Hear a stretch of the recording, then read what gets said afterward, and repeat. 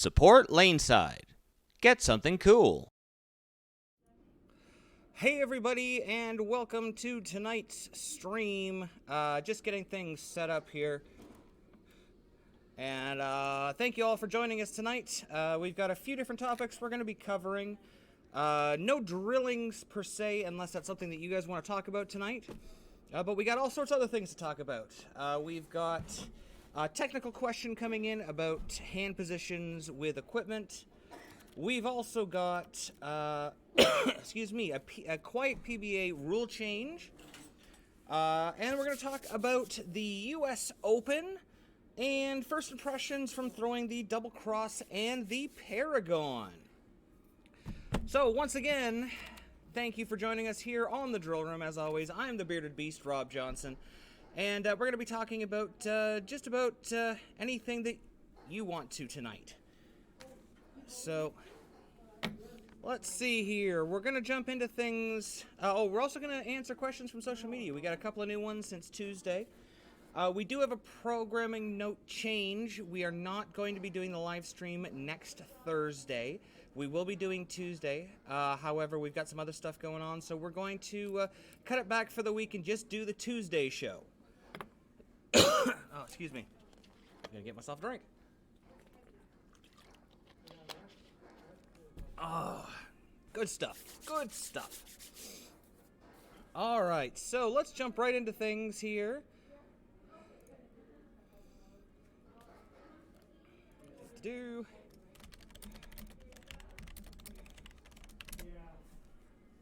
So let's jump right into things, as I said here, and we're going to talk first about a quiet change that was made.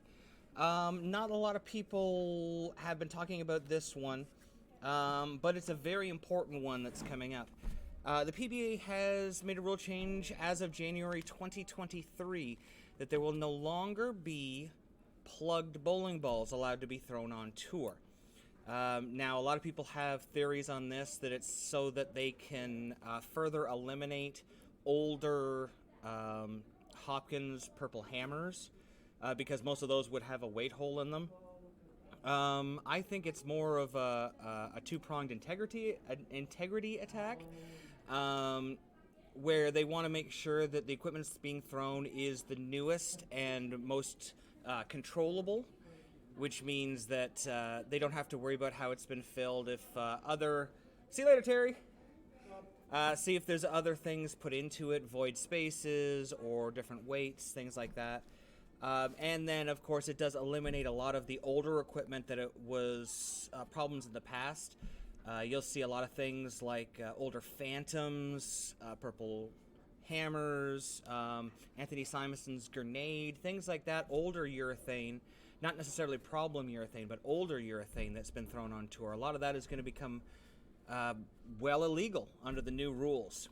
So what it's gonna do is it's going to force pros to throw only newer equipment on the show and in qualifying, and give everyone, I guess it would be more of an even chance and an even opportunity with equipment choices. You think people from overseas, people from non-North America areas may not have access to some of the older equipment. It was never released overseas. So it puts them at a disadvantage. And then, of course, everyone's favorite whipping boy, the purple hammer. So, yes, there's been a change made. Now, that's not going to affect this year's competition. That's going to start in January of 2023. They are allowing enough lead time for professionals to replace these pieces, and I guess to experiment with layouts and surfaces to try to mimic these same reactions that they've gotten in older equipment. So it's quite an interesting little change. Not a lot of people actually picked up on it. I believe it was Thomas Larson put a post out about it a couple of days ago, and it, for the most part, had gone really unnoticed. But this is going to be a fairly significant change to a lot of players' bags, because this covers not only weight hole changes, but if you've changed your span, if you change your grip, anything where you plug and re-drill the ball, that ball will now be illegal to play on the PBA Tour. So we're going to see a lot of new equipment. We're going to see a lot of experimentation. It's going to be good for the industry. Moving on from there, we've got, let's talk a little bit about the U.S. Open. It is still going on. We're about an hour away from the final squad for today firing, but let me just see here. I'm going to update the results that I have. After 24 games for C squad, 23 games for A squad, and 16 games for B squad. Yes, that's what we've got. So we have EJ Tackett from Motive in the lead. 1, 2, 3, 4, 5, 6, 7. He still has one more game to bowl tonight, so that may change. But he has a fairly substantial lead over AJ Johnson. He's leading at plus 412 over AJ at plus 355. EJ's had a pretty good block. It looks like he's had 1, 2, 3 games over 250, 2 games, or 1 game over 260, 2 games over 250. So that is pretty spectacular at the U.S. Open. He's actually had a fairly good event. Let me see who else we got here. In third, Tom Doherty off a C squad. 278, 247, 230. One game just a hair under 200. He shot 1811 for the block. Wow. Yeah, that rocketed him up the standings into third. Jake Peters, once again on the leaderboard. He is on a tear right now. We saw him at the Regional Players Tour. He is at plus 325, so he is only 16 sticks behind Tom Doherty. Only 30 behind AJ for second. And then we've got Jason Belmonte. He's still got one game to throw in this block, but he is at plus 314, sitting in fifth. Now, we have some pretty important bowlers who have yet to bowl today. B squad, we've got Andrew Anderson, who was the leader. Wesley Lowe, Ronnie Russell, all guys from B squad who have yet to bowl. They were our leaders yesterday. Higher up at least in the top 10. So it will be interesting to see. We're seeing some fairly good scores popping up today, so this could be moving day on tour. This could be a chance for athletes to make up some distance and to get into that golden area where they get to go on to the next pattern. The cut line right now is at plus 31, which is Michael Davidson out of Ohio. He still has a game to go, but he has a 1-pin lead over Daniel Farish from Louisville, Kentucky. Other notables that are currently in the cut line, we've got Norm Duke at plus 39. Chad Roberts, who I bowled with at the World Series from Ohio, really great guy. He is plus 50 and at 32. Canadian Mitch Hoope is at plus 60. Ogs, Matt Ogle in at plus 73 and 28th. Tommy Jones, the Hall of Famer, at plus 48 and 27th. Kyle Sherman at 23rd at plus 102. Another Canadian, Zach Wilkins from right here in Barrie, Ontario, where we're broadcasting from. He is at plus 107. Oh, excuse me. It is dry in here tonight. Unfortunately. He's in 22nd, as I said. Sam Cooley, just 8 pins ahead in 21st. Anthony Simonson, yet to bowl. He led, I believe, day one. He is at plus 116 in 20th, but has yet to bowl on B squad. He'll be coming up at 8 p.m. Kyle Troop in 16th. Sean Rash in 14th. Francois Lavoie, another Canadian. Boy, I've heard those Canadians are pretty good bowlers. He is in 11th at plus 199 with 1 game to go. Now they are bowling right now. You can watch them. Sorry about the tearing here. Got to take the label off. You can watch them on Bowl TV. I believe they're just finishing up the event. You can also watch them on Flow Bowling. I'm going to just do a quick check-in, see if we've got any updates here, where they are in Game 8. Yeah, so they have finished. We're just waiting for the updates. Let's see what we've got. Yeah, because Andrew Anderson was in first by 9 over EJ Tackett. Going into day 3 here. Let's see. Do we have an update? All right. So, oh boy. We talk about moving day. Just from the last time I read these out, Jason Belmonte with his last game. Big 247 his last game to move into second, knocking AJ down. Tom Doherty into fourth now. Just 20 pins out of second, 10 pins out of third. Jake Peters in fifth. Francois up to eighth, big 233. Let's see here. Sean Rash in 15th.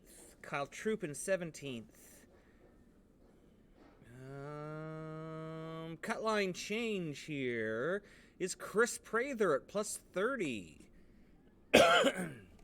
So some changes there. Michael Tang, Chris Vi just outside the number, as is Jason Sterner. Jason had a really hot start. Looks like he had a couple of 170s today that took away from an otherwise really good performance. I'm trying to see here. Packy Hanrahan, ooh, 180, 152 to end his squad to knock him down to tied for 43. He's still only 20 pins out. Oh, but I think he's actually done then. Depends on the rest of the squad. So this is going to be really interesting going in through the last squad here. Quiet, you. All right. Mobile, hello. Scoops, Alice says hi to Uncle Rob. Hi, Alice. That's little Alice Scoops Porter. The mini Scoops. She's like half a Scoops.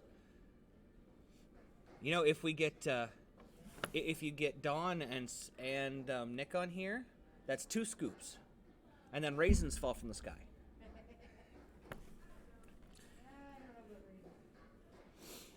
Fuzzlebear, I love watching the Calm Cool Francois Bowl. Yeah, that guy. I know they call Jesper the Iceman, but really you could call Francois the Iceman because that man has no emotions.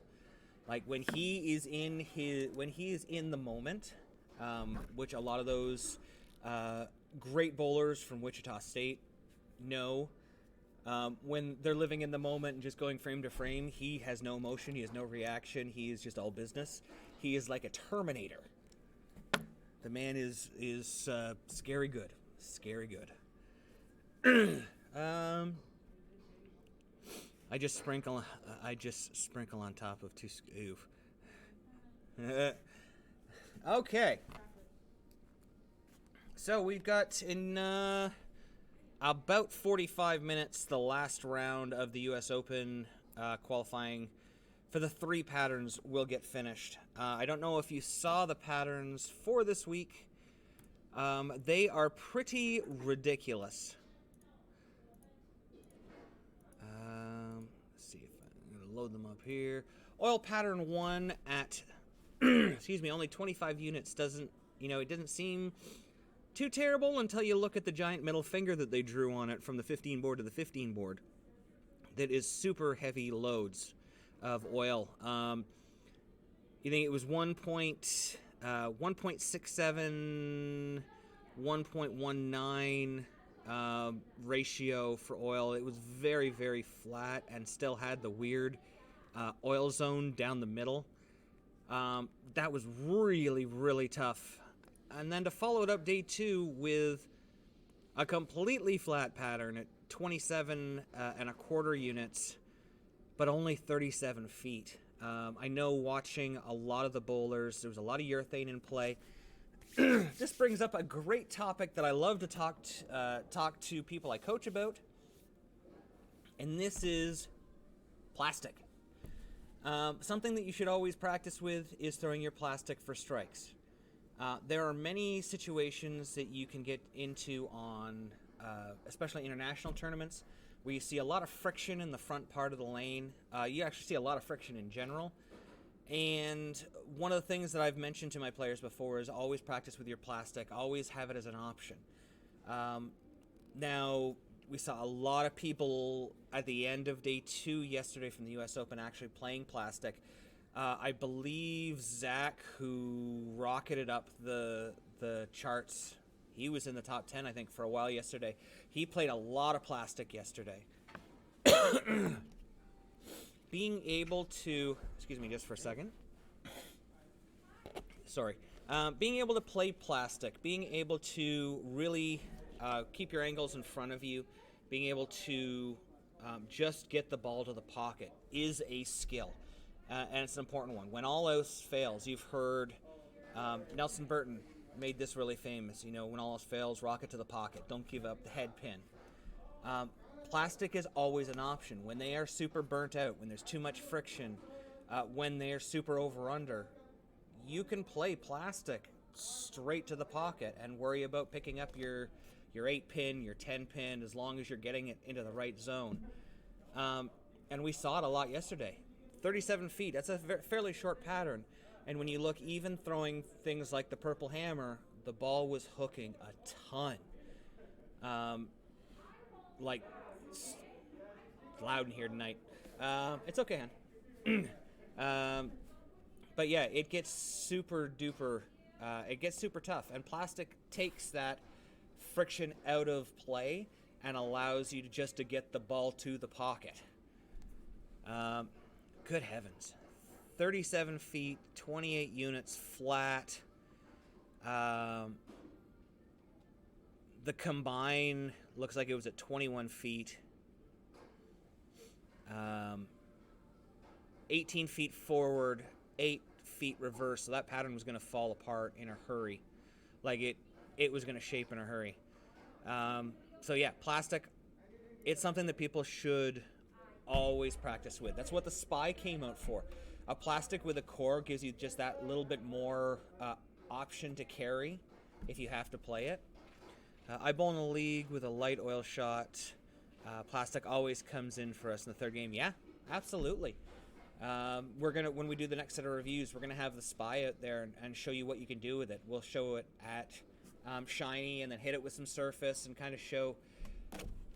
It's also a great training tool to allow you to work on making sure that you're consistent in hitting your marks. We know that plastic isn't going to hook a ton. Even with the SPY at 2,000, you might get 5-6 boards of total hook. It allows you to, on drier lanes, work on just hitting your spots, being consistent in the way that you're throwing it in your swing slot, and it'll allow you to allow you to score easier.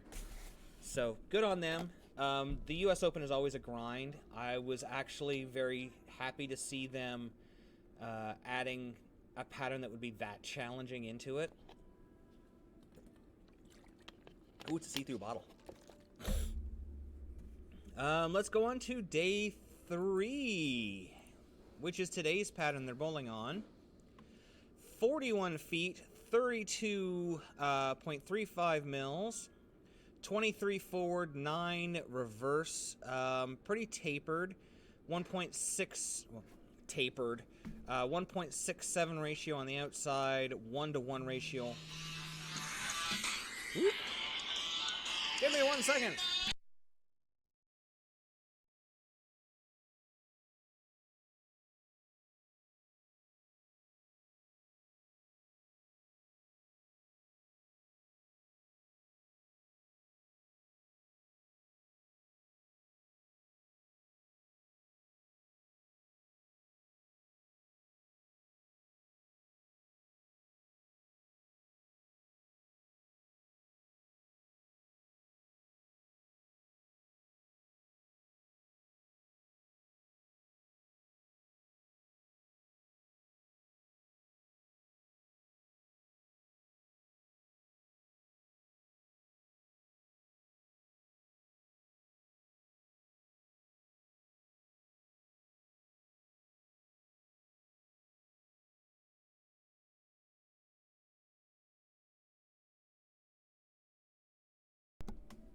And I'm back.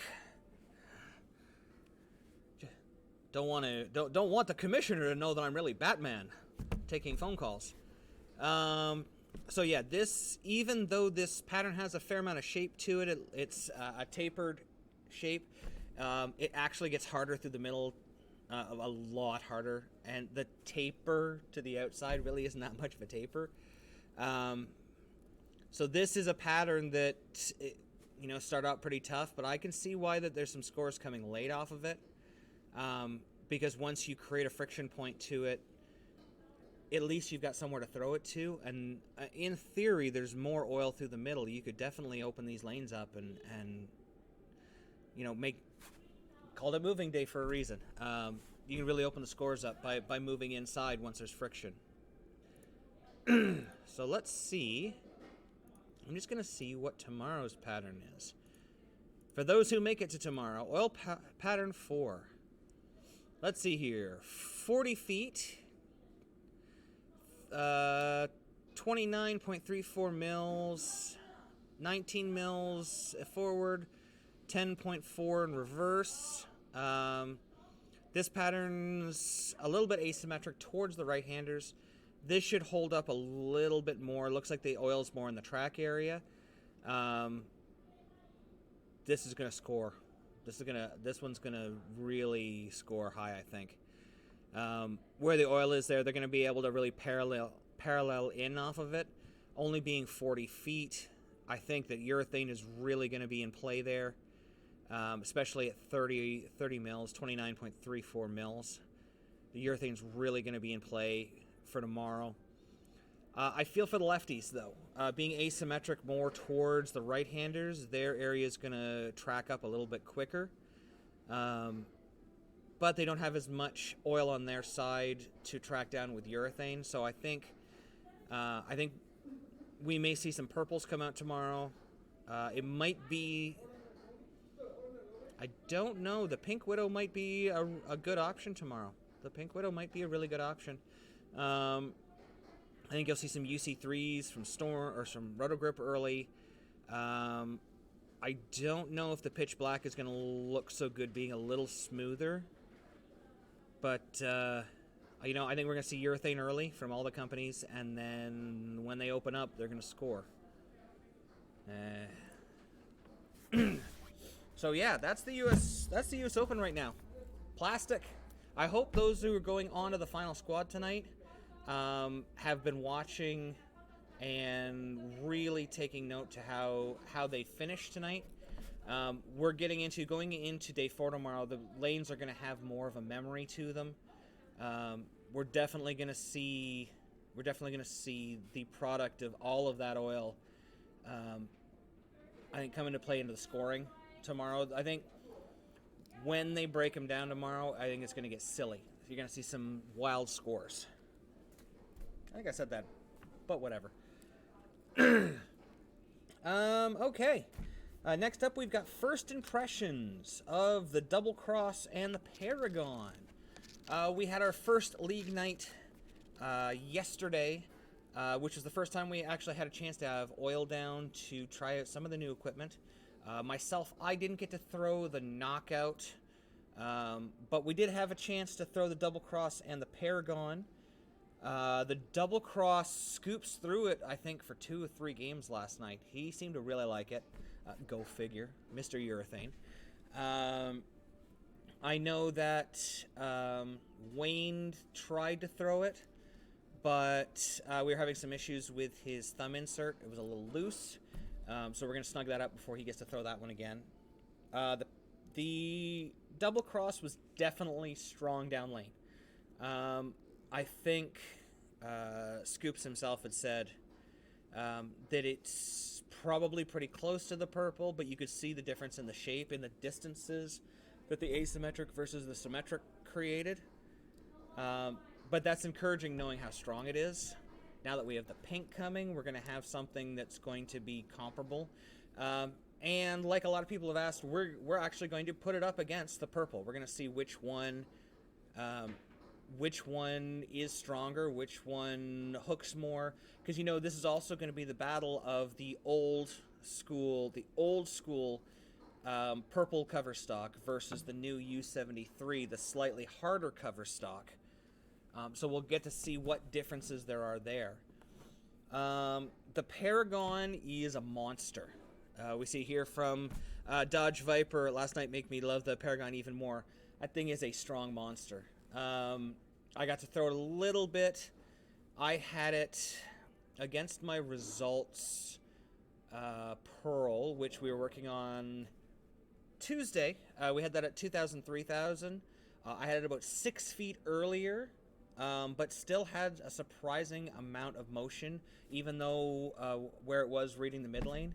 I'm thinking that when we go to test this for the video, that we're not going to probably strike with it until we get fairly deep. This thing is going to be an oil monster. I know, I think Wayne threw it, and he threw one shot, and it hooked about 4 or 5 feet early, even for him, on where he was throwing it last night. So it's going to be fun to throw it. All you speed dominant players, this one's going to be one to watch out for, especially because we drilled one for him with a longer pin in it. It's got a 5-inch pin, which means it's going to lose tilt, so it's going to have a fairly hard reaction as it starts to slow down. So far so good.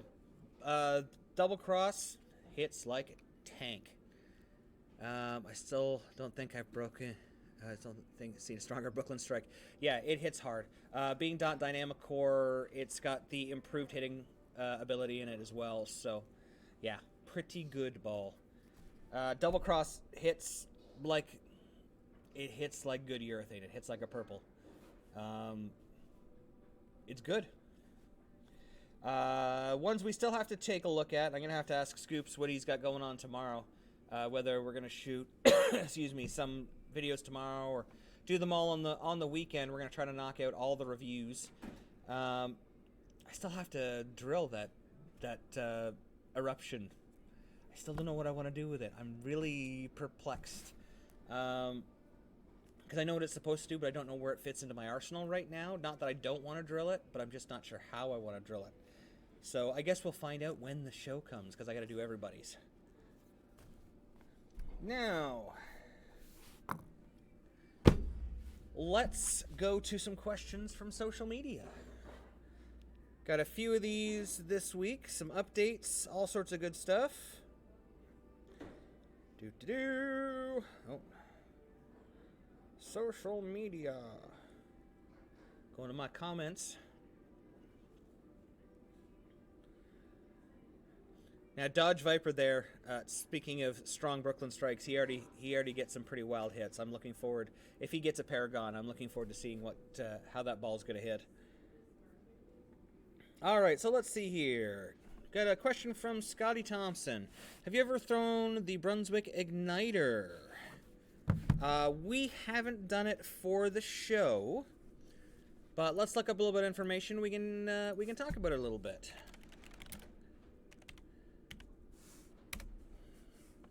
So, the Brunswick Igniter Pearl.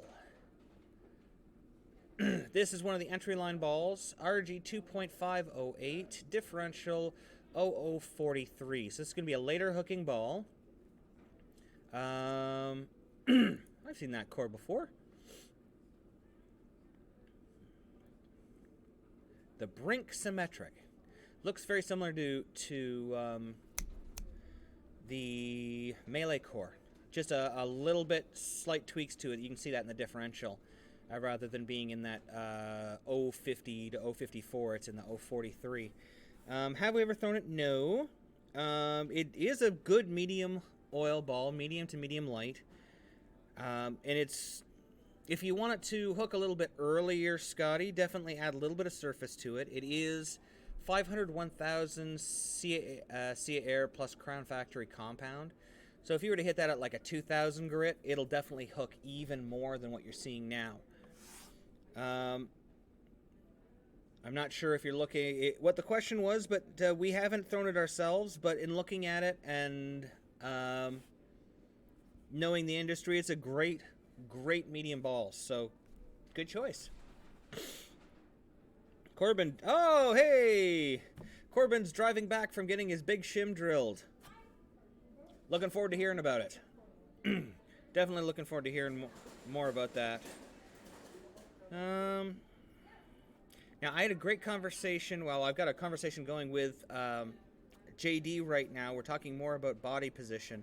Unfortunately, I don't get good Facebook where I am. We're on a VPN that blocks it, so I can't always get back and forth with him, but I thought it would be good to talk about what we've been talking about, because it's a fairly common thing that I get asked. So let me just grab a bowling ball here. Give me 1 second. Oh, old man Rob creaking over to grab a spare ball. Everybody's favorite. Let's see if this ball even shows up. I might have, yeah, that's a ball that kind of disappears when you use a green screen. Ooh. There's an orange one right there. If you could pass me that one, that would be wonderful. Yes, my zenith solid. Thank you kindly.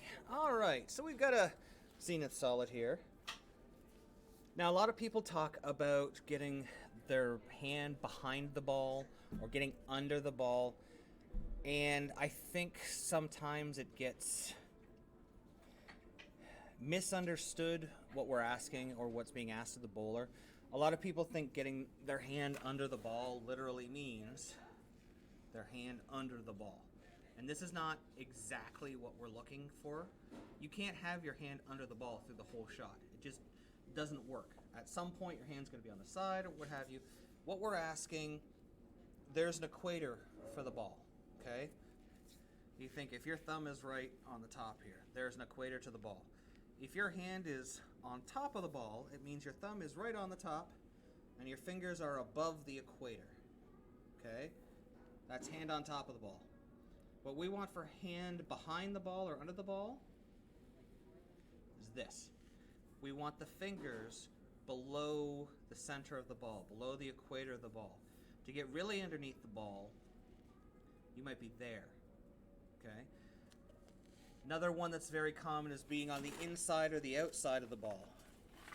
People think to be on the inside of the ball, you have to like turn your hand over and have your hand way over here. Whatever makes you comfortable, that's fine. But for me, if I see somebody doing this, I know their bicep is engaged, I know their shoulder is engaged, because they have to physically hold that ball in a weird direction on their body. Okay, the inside of the ball, working the inside of the ball, maybe there. Okay, this is directly under the ball in setup. That's a little inside the ball, a little outside the ball. A lot of people are like, oh, you have to set up with the ball underneath. Okay, this right here, this is great. This is where we'd like you to be. But not everyone's body functions this way. Think about Tom Baker, okay? Great example, Tom Baker. Sets up like this. See Chris Barnes sometimes set up like this. But when you watch them get into their shot, their hand always rotates to the bottom of the ball as they're going through their swing. By having their hand below the equator and either directly behind or slightly inside the ball, as your swing comes through, it's going to allow your forearm to face up. This is going to allow the ball to roll off your hand this way, or just a little touch to get some rotation.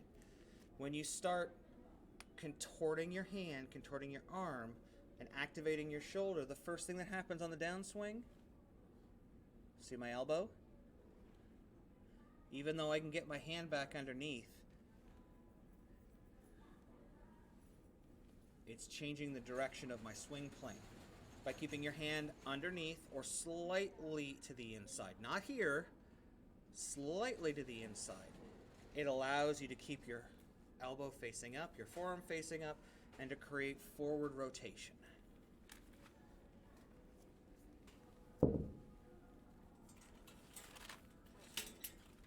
So I hope that explains some things for people. It's a very common question, how do I get more underneath the ball? How do I get more behind the ball? I think it's a misconception that people think that you have to literally get under the ball, when it's just about getting your hand more below the equator. The more it gets below the center, the equator of the ball, the more your hand can rotate around the ball to increase your rev rate. The more and the faster you can get your hand to rotate around the circumference of the ball, the even higher your rev rate goes. The more pin action you get, the more hitting power you get.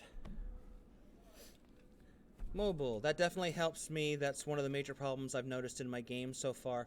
It is actually, swing slot is one of those ones that I think every bowler goes through.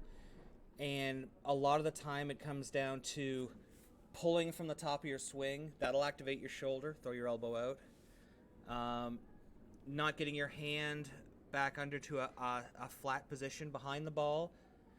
That can often cause you to just pull your shoulder a little bit, get around a little much. And think about it this way. If your hand's behind the ball, when you go to rotate it, you have this much area to rotate. If your hand's on the side of the ball already and you go to rotate it, it's got nowhere to go.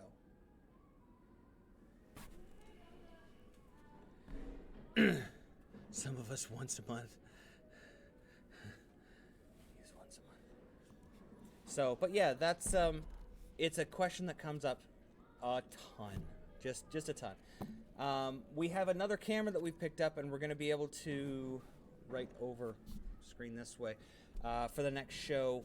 We're going to be able to do some more technical stuff, standing up where you're going to be able to see.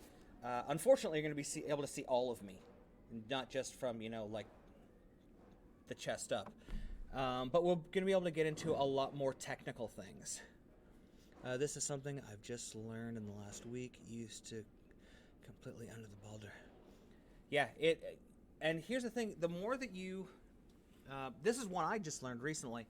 The more that you cup the ball at the beginning of your swing, the more that you cup it like this, the more active your bicep is, the more active your shoulder is, the more chance there is to activate it to lift the ball and to pull the ball down through your swing, which then causes you to push your elbow around. Really, what we need to remember is our shoulder and our arm to this point is just a rocket booster. It is just there to keep the swing online. It's not there to generate speed. It's not there to generate rev rate. It's just there to guide the ball along its way. Our legs are the rocket engines. That's what impart power on the ball. And from here down, this is all rev rate. This is the only thing that can impart rev rate on the ball. If we can all remember that, it makes it a lot easier to get people to understand where they need to be in their game. If you think of your arm as not creating ball speed, but just keeping a ball in line, you're less likely to try to engage it, to try to pull your shot or throw it harder. If you know your legs are your source of speed, you concentrate on getting into your power step and the power generated transitioning from power step to slide. It takes a lot of things off the plate that tend to make it more difficult for bowlers to bowl and allows them to concentrate on things like ball motion, what they're seeing in front of them.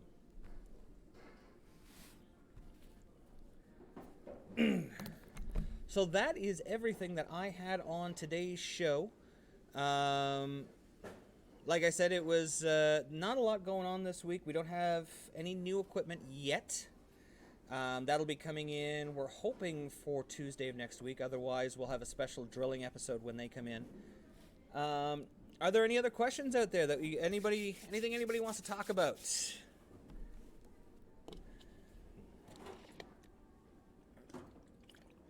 I noticed it helps me make my ball motion more forward instead of being 90 degrees. Yes. You think this is something that a lot of bowlers have never been told, and I think it's an important part of the sport. Anybody can hook the ball. Anybody can get up there and pick up a bowling ball with 2 fingers or 2 fingers and a thumb and rev the heck out of it and make it hook. The game of bowling is not about hooking the ball. The game of bowling is about knocking down the most amount of pins. When you stop looking at hey, it's cool to hook the ball. Hey, it's really neat that I can make it go from from this gutter to that gutter and back. When you stop looking at that and looking at the way that your ball moves and how you can manipulate where it moves to maximize your carry, that starts separating you from being a recreational bowler to being a more serious bowler. It really changes your entire outlook on the game. We look at the game not left to right, those 40 inches left to right. We look at it at the 60 feet from foul line to head pin. We look at, you think about it, 40 inches is not a lot of room. You think controlling 40 inches is easy. Controlling 60 feet, that is the difficulty. That is where that separates the better bowlers from the elite bowlers. And learning how to forward roll it. If you look at most of the professionals, their roll tends to be much more forward, much more controllable. So the ball, when it hits the end of the pattern, when the oil meets the friction or the transition, it's not jumpy. It's smoother. It's more easily read. Learning how to lower, or at least to manipulate your rotation, is something that I recommend to everybody that I coach, whether it be a national player, a professional, an amateur, because different lane conditions require different abilities. You think a short pattern, your ball speed, probably pretty important. Your rotation, you can probably get the ball there no matter how you rotate it. You want to manipulate how the ball goes through the pins. Put that against a long pattern where speed, relatively important, but rotation, making sure that in that last couple of feet where the ball actually gets a transition, it's not jumping, or making sure that it is stopping, slowing down, and getting through the pins is much more important. So being able to manipulate your roll, manipulate your rotation is a huge part of becoming a tournament player. I know while we were shut down here over the last 7 weeks in Canada, every time I came into the shop, I've got, I've said this before, I've got my rev trainer right beside me here, and I came in and I just worked on getting to the bottom of the shot and creating more rotation, creating more tilt. And last night when we bowled in league, the lanes were really tough. My usual forward roll would be too aggressive. It would read the front part of the lane too quickly and die off. However, when I was able to rotate it a little bit and scoot it down lane, I was able to really conquer the condition pretty easily. So that is something, excuse me, it's something that I think that every player, if they want to get better at the game just in general, should work on. Dodge Viper. Who needs hooking the ball? I personally liked it. Yes, I know. Dodge Viper is a straighter bowler. He is a speed dominant, lower rev, but very powerful bowler. For you, these larger pieces that roll, that slow down are much better for you, but we're still looking at the same thing. Where the ball slows down. Actually, it's a good example. As a speed dominant player, Dodge Viper was playing a lot of plastic and mixes, plastic, taboo, spare ball, stuff like that. Even went into a twist, very light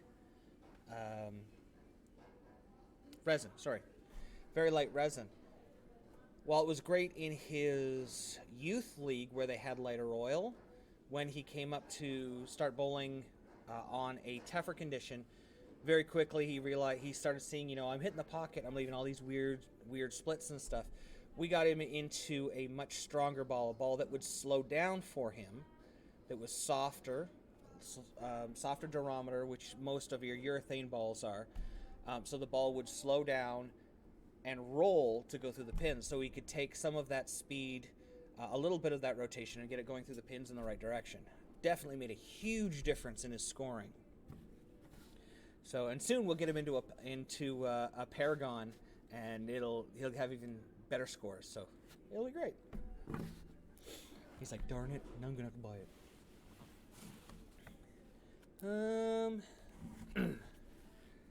I think we're about 11 minutes away from the next round of the U.S. Open, so I'm not going to keep going too long tonight. Let everybody get to things pretty well. We've had some long ones in the last few. Wanted to remind everyone that they can catch us on social media at lanesidereviews.com. That'll take you to our Facebook. Or you can search up Laneside Reviews on just about every social platform. Here on Twitch and on YouTube, you just look up Laneside Reviews. Laneside Reviews or Bearded Beast on TikTok. Laneside Reviews on Twitter. We are everywhere. Scary, isn't it? Dodge Viper, twist my arm. Oh, twist my arm. Don't forget, if you have some questions. Oh, speaking of questions, by email. Definitely please take the time to send us questions if you have them by email at lanesidereviews@live.com. I did have one come in that I'm going to just read a little bit of. We had one of our fans contact us. They have a junior, a minor, 17-year-old, who is looking for some help with layouts and arsenal selection and some virtual coaching. And wondered if that was available. Absolutely that is. If you check out our Patreon, it is now fixed. We were having a little bit of issue with it. Check out our Patreon. There are different levels. You can make donations or pick up coaching, arsenal creation, one-on-one sessions. Everything is available through our Patreon. Once again, patreon.com/lanesidereviews. But you can also tip us on here on Twitch. We do have a shirt store currently, but it looks like we are going to be moving it over here with some new designs. So keep an eye out for that soon. Another question here. Fuzzlebear, glad I was finally able to catch another one of these live. Really enjoy the Bearded Beast explanation. Oh, thank you. Thank you very much. Glad to share whatever information I have. I have been blessed. Back in 2013, I decided to go to the World Series and thought I had a lot of knowledge on bowling from my experiences and from what I'd done. And in the last 9 years, 8.5, 9 years, I have spent just about every waking minute learning, reading, watching everything I can for bowling, and I really enjoy trying to share it with everyone. When I was growing up, though we had coaches locally, our coaches weren't really trained. Canada didn't really have a program the way that we do now, and I didn't have access to the best coaching like everyone does now, just even virtually. So I wanted to make sure, that's the reason I got into coaching, make sure that any person who wanted to learn, who really wanted to learn more about the sport, had access to it no matter where they were in the world. So I've put in, people talk about, their 10,000 hours. I probably put in 100,000 hours by now in training. So to be able to help anyone, to share this knowledge, if I help anyone catch that spark and get over that hurdle that they had, that's what I do this for. It means everything to me. So I'm glad I could share. Honestly, any questions you all have about bowling, please send them through. I love doing this. It's the reason I'm a national coach. It's the reason why I work with players, even from juniors all the way up to seniors. I just love to give back because I have been blessed with meeting some of the greatest in the world and working with and learning from some of the greatest in the world. So, you think about it, my USBC coach, Ron Hatfield, probably one of the best gold coaches around. Definitely one of the best trainers I think I've ever worked with for anything. Being able to talk to Rick and Dell at Kegel and learn from them, watching their seminars and talking with them. Being able to talk with Mo when he was here was just incredible. Speaking of that, I have to call. I'm going to write this down. I got to call Mikey to get him on the show here so we can learn the Mo system for layouts. I'm going to write that down in my book. Call Mikey. Also, he makes ridiculously hot sauces for peppers. And I have a wee bearded beast at home, though his beast is completely out of control. He's like the wild beast. He loves his spicy stuff, so I might have to get some of that ridiculous hot pepper sauce that Mikey also makes for him. Watch his head explode, exactly. If there were any questions last week or from the last show talking about the arsenal creation I was doing, I was thinking I got a couple of questions about going a little bit more in depth about that. So I think maybe on Tuesday we'll go a little more in depth into the numbers that I was talking about. Maybe I'll even put something together on the screen so you can see it. Once again, sharing that information so everyone can benefit. It'll give you kind of ideas on sport conditions, some of the tougher sport conditions, how to create a six-ball tournament arsenal. So maybe we'll do that this week coming up. We'll see. Otherwise, if there aren't any other questions, I'll give you a couple of seconds here. Can you pass me? I had some new books. The books I brought over. I don't remember where I put them down. That's my sweater. People can see my belly. No, not that one. I'll be right back.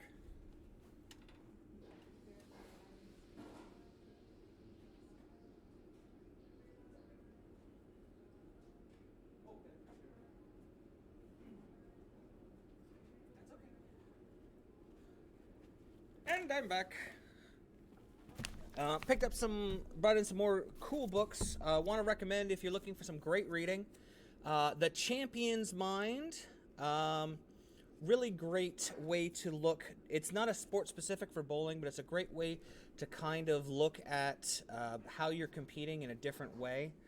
I'm really like looking at the psychology of sports and the psychology of athletes, because even though we know how our own brains work, by doing a little bit of learning about it, you can learn how to hack your brain a little bit to be calmer or to hype yourself up. Champion's Mindset has some really great information in it. Speaking of psychology, I don't think you can talk about bowling psychology without Dr. Dean here. I love this book. You can see it's very well worn for me. This is a book I take with me everywhere I go, just so that if there's ever a situation where I need to, get out of my own head, I can read it. I keep a magic card here to mark my spot. Don't should yourself.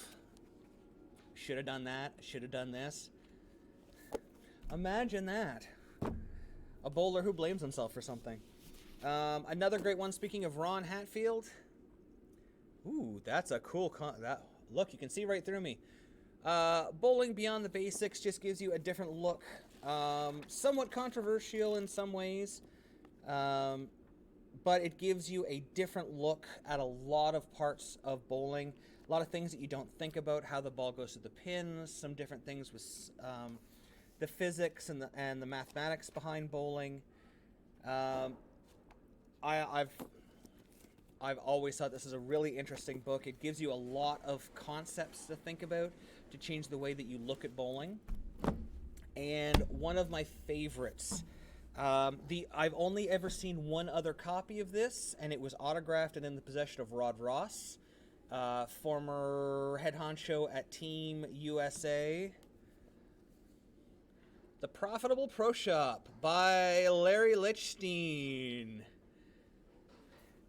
This is, to give you an idea, this is book stamped, hand stamped, book 151. Another one of my prized possessions. I'm starting to put together a bit of a...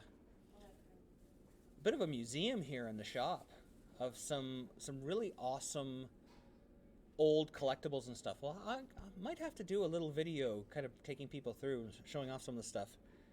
And this is crazy because some of the stuff that's listed in the back here, like AMF, the phone number for AMF, for Columbia, for Gemtech, for Fable, or Fable, Star Trek, Rotogrip, Universal Bowling and Golf, where to buy shoes from Lynn's and Endicott, all of their actual addresses and phone numbers. For a pro shop guide, this would be sensational. Think about giving out this information in today's day. Like, people would be calling them all over the place. But the only way to get it would have been able to get this book from him. I'm hoping one of these days that I'm going to be able to meet up with him and get him to autograph this. It's just wild, some of the cool stuff. But anyway, I don't want to keep everybody too long. Once again, I want to thank you for joining us here in the drill room. We'll be back on Tuesday, 7 o'clock p.m. And then from there, we're going to figure out our stream schedule. If you have anything you want to talk about, just let us know. So until next time, guys, I guess we'll see you laneside.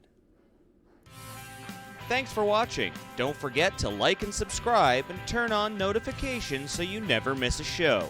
So until next time, guys, we'll see you laneside.